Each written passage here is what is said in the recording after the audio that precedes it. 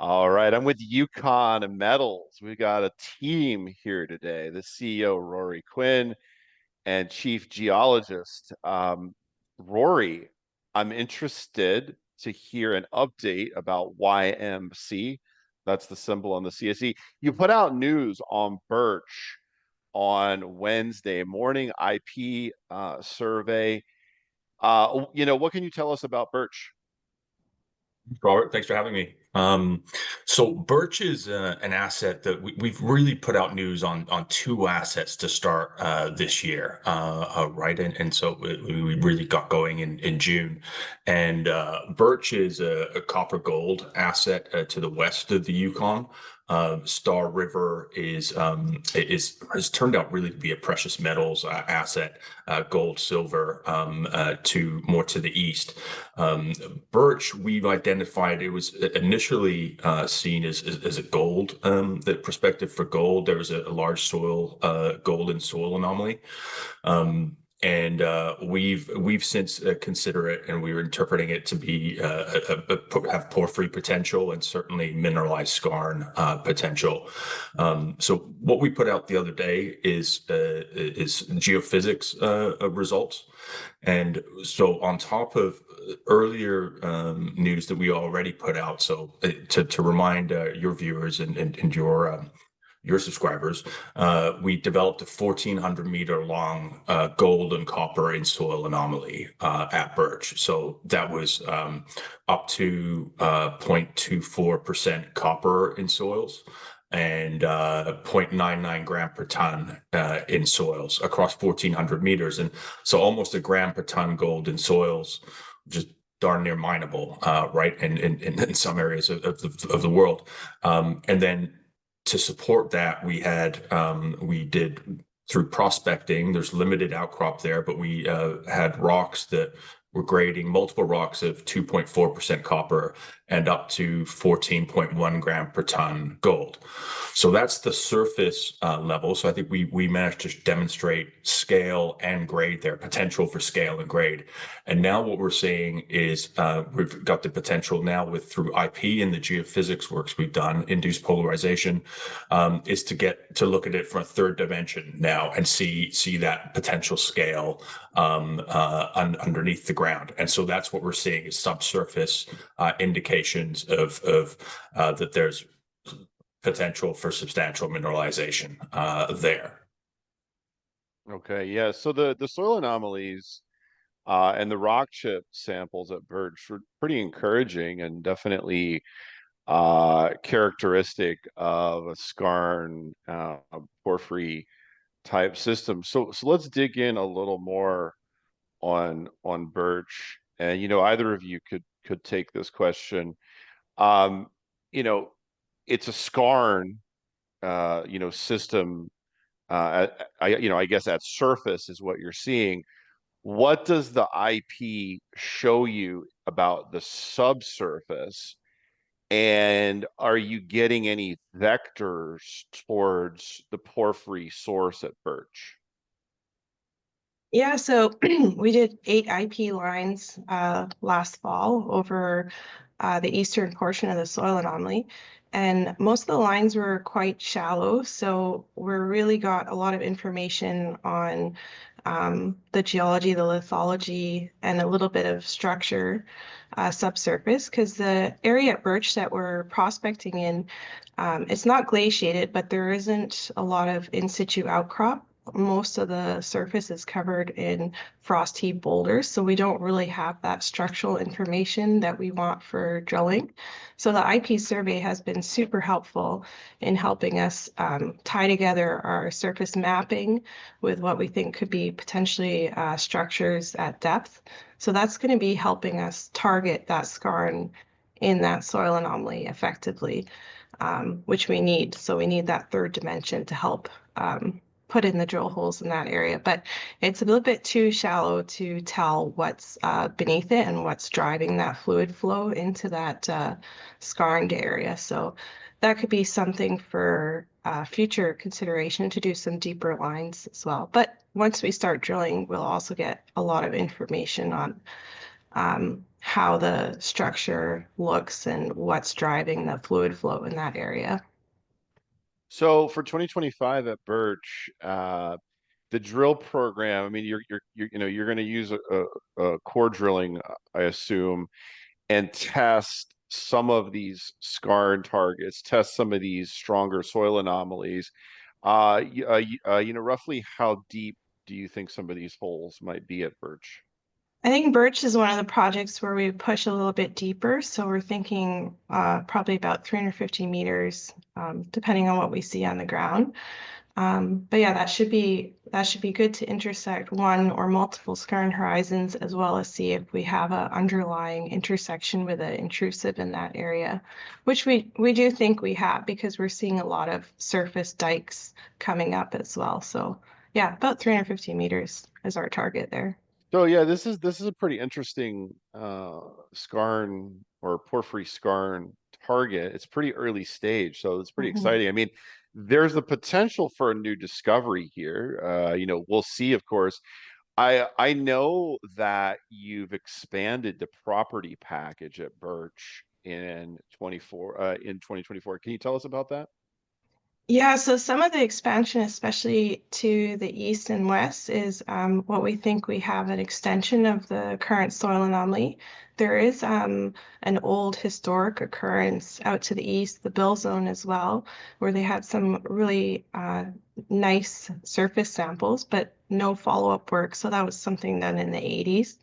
To the north, we're very excited about because we're getting into a major contact zone with that Ruby Range intrusive, and that could be a big driver of mineralized fluids. So that's something that's really hasn't been explored at all before.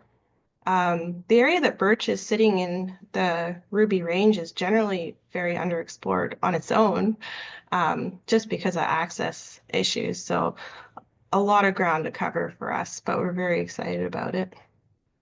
Okay. Um, Rory, let's talk about 2025 plans. I mean, it's obviously super early in the year. It's January 9th. I assume you're probably mobilized sometime towards the end of May to the Yukon. But which projects will be the priority during the 2025 season? So we've really had two priority assets, as you and Helen have been talking about, Birch and Star River. So Star River is a little bit more protected. It's in a valley where it has an all-weather road going through it, which is actually plowed by the government year round. And that's 5 hours straight drive from Whitehorse Airport. So um, so all that to say is Star River will be available to us the soonest, and we've published a lot of news on Star River. But yeah, I mean to remind your viewers, I mean we've had tremendous success there in targeting. Helena and her team have done a tremendous job there, and so we've through sampling and prospecting. I mean, you've seen rocks there of almost 11,000 grams per ton silver, over 100 grams per ton gold. Samples averaging in for silver. I mean, as far as I've seen, around 1,000 gram per ton silver. Some above, some below. So really incredible potential there for grade. We're seeing these the silver occurring in galena and the gold in highly oxidized arsenopyrite occur overlapping in together in multiple areas. So you'll see us first work in Star. We'll mobilize one drill rig there to start, and complement that with a second rig as soon as it's practicable, because we've got multiple targets. I think we demonstrated. I think what I think is fair to say, a bullseye target there where everything aligned. Right, every tool that we brought to this, whether it be magnetic, gravity, in addition to all of the surface work we did in mapping, came together to really demonstrate this big target that's sort of like a big X of drill here.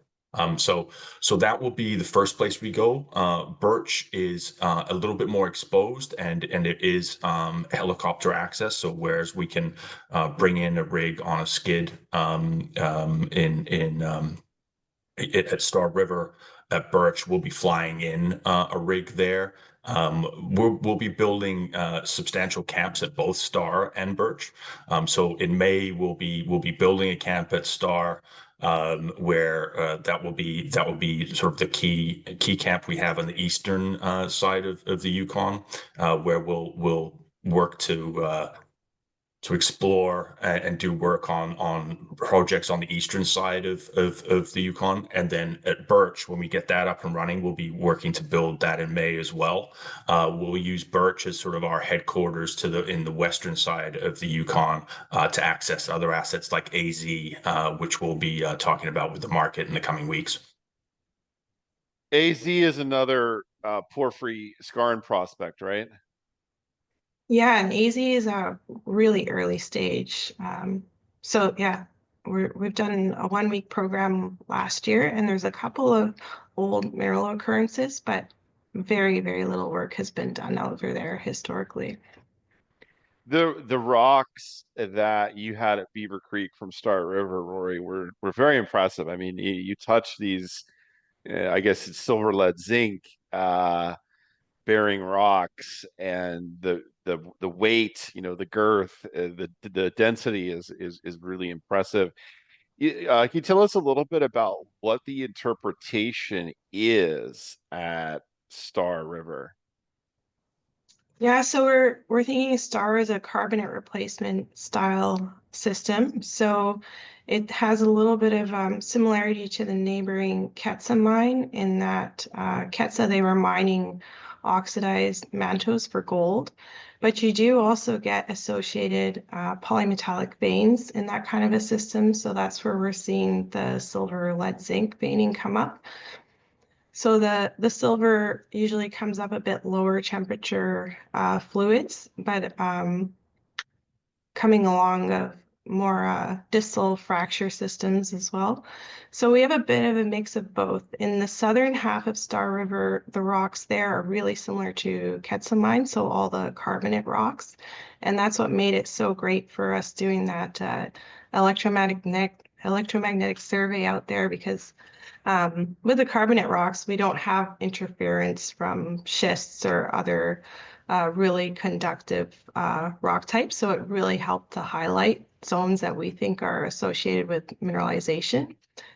And then the gravity survey on top of that was basically confirming that what we're seeing in the EM was a real anomaly. And the gravity type surveys have been incredibly effective in that kind of mineralization system. I mean, even fiery zinc uses them quite a bit to pick up these mineralized ore bodies. So yeah, it's been really interesting at Star so far. And we're So very excited. Star River, Birch, and AZ, have any of these projects seen a drill rig in the past? Um, Star River has seen, I mean, there's a historic work there. A lot of it's from drifting in the 50s and 60s, so old prospecting techniques. There's a couple of drill holes from the 70s, especially around the saddle zone. But yeah, that's the extent of it. So So there's we no do, modern exploration, like no, there's no modern nothing in the drilling, no. last 40 years. No, no. And It was Birch mined. and AZ are just completely, virgin projects.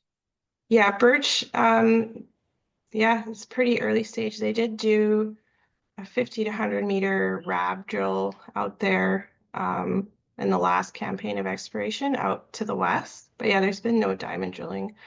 Yeah. Yeah, I mean, 50 meters for a skarn porphyry prospect is is pretty shallow. You usually have to drill those a few hundred meters at least. Um, okay, going back to Rory, you're about to say something, but I also want to ask you about the share structure and some of the largest shareholders. Okay. Yeah, I'll jump into that right now. And we can recap anything else with regard to the projects at the end. So yeah, really who's who of who you'd want in a junior, particularly up here in Canada, in Vancouver, who's who of you who you'd want to be involved. So, largest shareholders right off the bat are the Nedlitsky family, right? They own about 25 million shares of the roughly 90 million that we have outstanding. Mark Wolverton, who's a very known quantity here in Canada, owns almost 10%. Keith Newmeyer, just under 10%. And then, so as far as the brokerages, again, these would be familiar to you, perhaps not all of your audience, but Canaccord came in a meaningful way. The kind of the senior brokers at Haywood that get involved in a lot of these very high quality early stage projects were involved. Crescat, Commodity Capital. So a really good group of shareholders for this type of project. Okay, very good. And I see the company cash position is 9 million as of the most recent presentation. Is that enough runway to get you through the summer? Yeah, it is. We certainly have no pressure to access the capital markets, right? I mean, we'll when we're budgeting meterage, there's the chance that we can get more aggressive if the market is amenable to that and it's supportive of an aggressive approach and multiple rigs at various locations.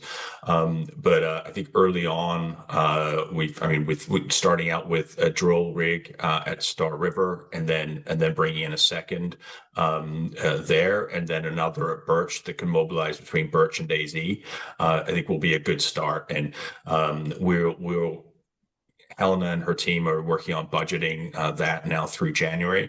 But certainly we have 8.5 million as we sit here today. That's plenty to work on through the season. Okay. And then I guess final words and anything else that you think I should have asked. Go for it. No, not at all. I just wanted to follow up a little bit on AZ because yeah, we got there towards the end of last season, and so we didn't have a heck of a lot of time there. But I think the time that we did spend there, we gleaned quite a bit, and so that will be the subject of a follow-up release that you and your viewers will see in the coming weeks. But we think there's really it's a big property as Helena alluded to. But there's one specific area that we think is really low-hanging fruit for like drilling in the near term. Right, there's a place called Chair Mountain, which is essentially it's a bald side of a mountain where nothing will grow because there's too much metal in the ground. Yeah, that, like I said, that will be the subject of more news. But it was called AZ because it had just about every metal from A to Z. That's what Ron Birdall named it, AZ. And so there we've got copper gold potential, we've got critical metals potential. It's a vast project, and so yeah, we'll be doing a lot more work there this season. It's kind of interesting you say that because I didn't understand the genesis of the AZ name, but now I do.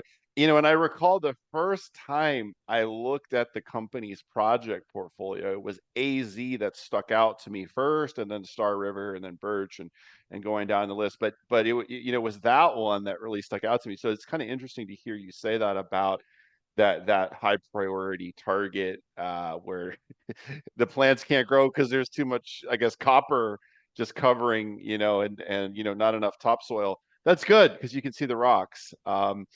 Thank you guys. I appreciate your time today, and I'll see you in Vancouver next week. Thanks for the opportunity, Robert. Thank you, Robert. Cheers.